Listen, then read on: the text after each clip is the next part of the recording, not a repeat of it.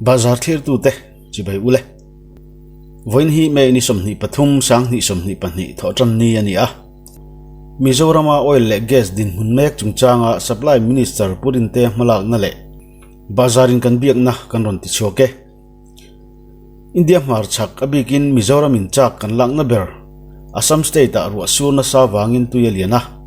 hmun hrang leimin bawk Tunah hian Assam state district somni panhia mihring nuai sari le sing hnih tamin harsatna an tawk meka Assam State Disaster Management Authority te chuan tuilian le leimin avang hian mi somni panhi in nunna an chan to anti tuilian le leimin hian Mizoram dep kachar Karimganj le Hailakandi district te po ati boy avangin Assam le Mizoram rail in kalpo na achiat baka motor manga in kalpo na po atlang lo le thin boka Mizoram atual thei petrol le diesel baka irong bol na gas te harsame kani hetiangan ilahian Mizoram State Food Civil Supplies and Consumer Affairs Minister pukelorin lian chuan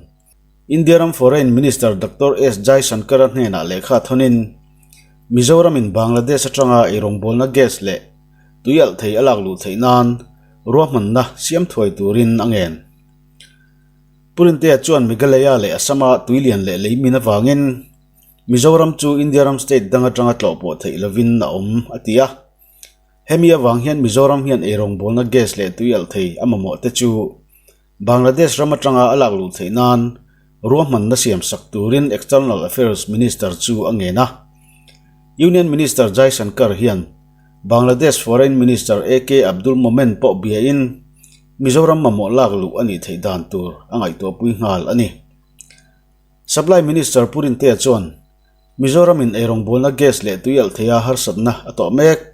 sutkian ni thei nan thei top chuin rail manga Assam le Mizoram in kalpo na athat le thuai thei nan siam that na thok tur staff po ngai to bel turin Railway Minister Aswini Vaishno po angen ani purin te chuan Mizoram State Food Civil Supplies and Consumer Affairs Department ho tu tele Food Corporation of India FCI baka Indian Oil Corporation IOC ho tu te chu aizola ko khomin Mizoram-in harsatna ato mek chungchanga soipuya he huna hian rail kong siam thatna chuan hun adu rei de urin ani thule motor kong pui chu atlang thuai be sei ani thu soilan ania Minister chuan IOC official te chu Mizoram petrol le diesel phur thlen ani thei nana thei top chu turin angen ani Mizoram Oil Gas harsatna chungchanga Supply Minister purin te chuan hetiang hian ma an la ti bazar ashil ani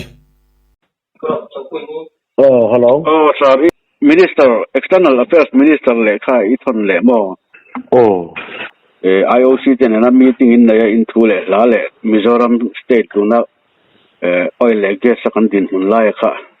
Dikhan min soi sak thei chuan in kalo record ang kha mi lai kha. Nak tu jingan ti chu turin kan ti de male. Ani tan chan. Ya, tuilian avanga, tuitama avanga. Rail kong Tripura le South Assam Mizoram châk lakna ber rail kong achiat asia tuilian avangin chita chuan kan mang an tam tak kan ya hani rail kong aya phuratu Meghalaya kaltlanga han phur turin kong min mun thum lai mani ti te kan han ria chami lo ni nen mun ni angot me rela le pator ko an tum ta ka chen tin IOC te FCI te helai Mizoram representative photo kan ko department te meeting kan dia chumi kan meeting a chuanin tun huna kan stock nei tlang pui te report kan pek tira tin company IOCL tele FCI te pona malak antum dan te report an pe kay nipan Indonesia, Bangladesh, hrangah heldan, Dokia, Meghalaya, Dokia, kala Assam lo chok le ko pakhat hian kalpir ni mai setin ken kan siama kong pui motor kong pui amo motor kong puya ta chuanin kan external first minister te lekha kan han thona ani pon rang devin reipo dilawa sang na la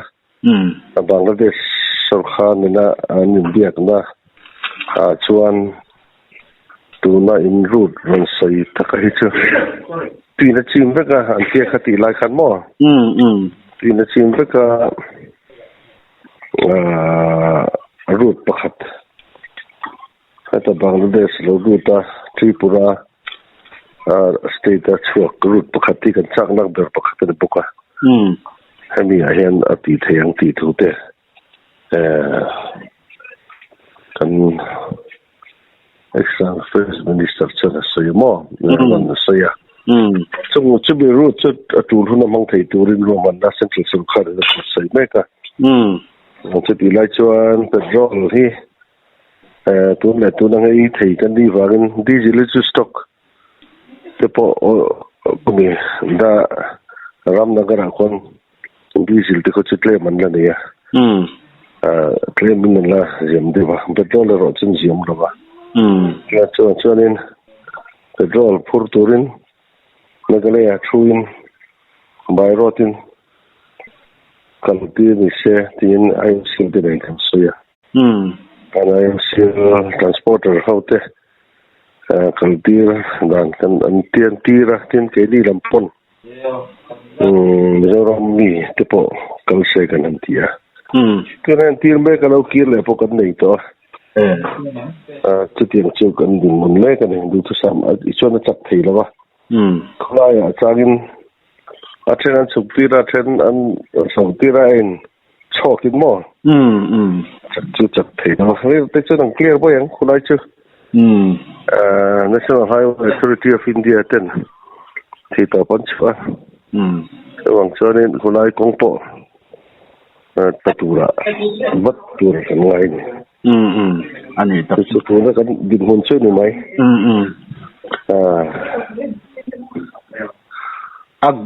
a gas chung chang bi kha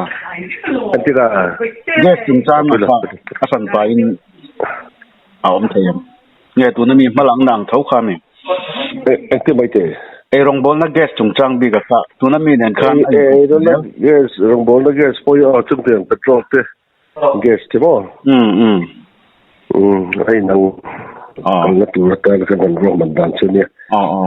da de sa chuan ana ni notice now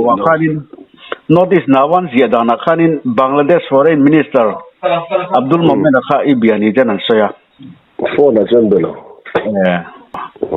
ni ta ale alom lu to ke kala me sir ne